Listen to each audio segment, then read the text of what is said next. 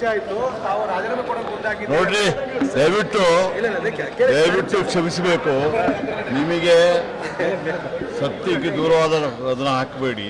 ನಾನು ಈಗಾಗಲೇ ಕ್ಲಾರಿಫೈ ಮಾಡಿದೆ, ಅಸೆಂಬ್ಲಿಯಲ್ಲಿ ಮಾಡಿದ್ದೀನಿ, ಅದರ ವಿಚಾರ ಹಾಕಿ ಅಷ್ಟೇ.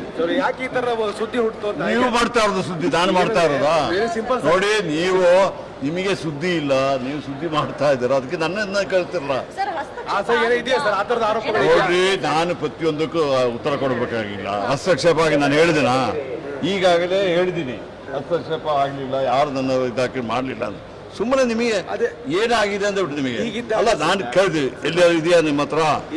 ಈಗ ಕೇಳಿ, ಒಬ್ಬರು ಮಿನಿಸ್ಟರ್ ರಾಜೀನಾಮೆ ಕೊಡೋದು ಇದು ಸುಲಭನಾ? ಕೊಡ್ತಾರಾ? ಕೊಡ್ಬೇಕಾದ್ರೆ ಬಂದ್ಬಿಟ್ಟು ಹೇಳ್ತೀವಿ ನಿಮಗೆ. ಕಾರಣ ಇರ್ತದೆ ಸರ್, ಅದಕ್ಕೆ ನೋಡಿ ನೀವು ಸುಮ್ಮನೆ ಉತ್ತರ ಕೊಟ್ಟರಲ್ಲ, ಸದನದಲ್ಲಿ ವರ್ಗಾವಣೆ ವಿಚಾರದಲ್ಲೂ ಕೂಡ ಅಸಮಾಧಾನ ಇದೆ.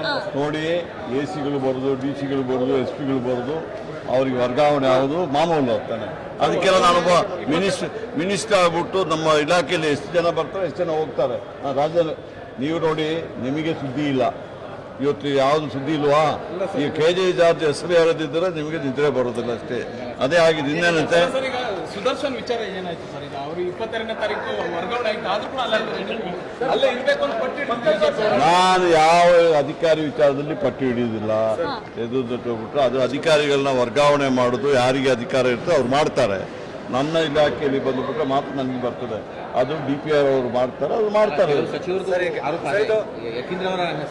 ನೋಡಿ, ಯತೀಂದ್ರ ಅವರು ಯಾವ ರೀತಿಯಲ್ಲಿಯೂ ನಮ್ಮ ಇಲಾಖೆಯಲ್ಲಿ ಹಸ್ತಕ್ಷೇಪ ಇಲ್ಲ. ಅವರು ಒಳ್ಳೆಯವರು, ಒಳ್ಳೆಯ ಯುವಕರಾಗಿದ್ದಾರೆ, ಇದಾಗಿದ್ದಾರೆ.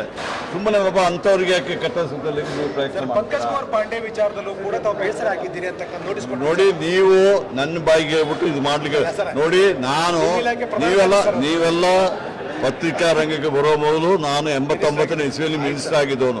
ಬಹುಶಃ ನಿಮಗೆ ನನ್ನ ವಿಚಾರ ಗೊತ್ತಿಲ್ಲ ಕಾಣ್ತದೆ. ನಾನು ಯಾವುದಾದ್ರೂ ವಿಚಾರದಲ್ಲಿ ರಾಜೀನಾಮೆ ಕೊಡಬೇಕಾದ್ರೆ ನಿಮ್ಮ ಮಾಧ್ಯಮದ ಗಣಪತಿ ವಿಚಾರದಲ್ಲಿ ಕೊಟ್ಟಿದ್ದೆ, ಪ್ರೆಸ್ ಕಾನ್ಫರೆನ್ಸ್ ಕರೆಸಿ ಕೊಟ್ಟಿದ್ದೇನಲ್ಲ. ಮತ್ತೆ ಇದು ನೀವು ಏನಂತ ಹೇಳ್ಬಿಟ್ರೆ ಸುಮ್ಮನಾದರೂ ಏನೋ ಒಂದು ಉಂಟು ಮಾಡಲಿಕ್ಕೆ ಟ್ರೈ ಮಾಡ್ತಿದ್ದೀರಾ, ಗೊತ್ತಾದ. Thank you sir, thank you. ದಯವಿಟ್ಟು ಈಗೇನು ಮಾಡ್ತೀರಾ ನೀವು? ಈಗ ನಿಮ್ದೆಲ್ಲ ಹೇಳ್ಬಿಟ್ಟು ಲಾಸ್ಟಿಗೆ ಇದೊಂದು ತೋರಿಸ್ತೀರ. ನಿಮ್ಗೆ ಏನು ಬೇಕಾದರೂ ಮಾತಾಡ್ಬಿಡ್ತೀರ ಟಿವಿಯಲ್ಲಿ. ಲಾಸ್ಟಿಗೆ ಅವರು ಮಾಹಿತಿ ಪಡ್ಕೊಂಡೆ ಸುದ್ದಿ ಹಾಕಿರ್ತಾರೆ. ನೋಡಿ, ಮಾಹಿತಿ ಬರೋದ ಮಾಹಿತಿ ತೋರಿಸ್ತಾರೆ.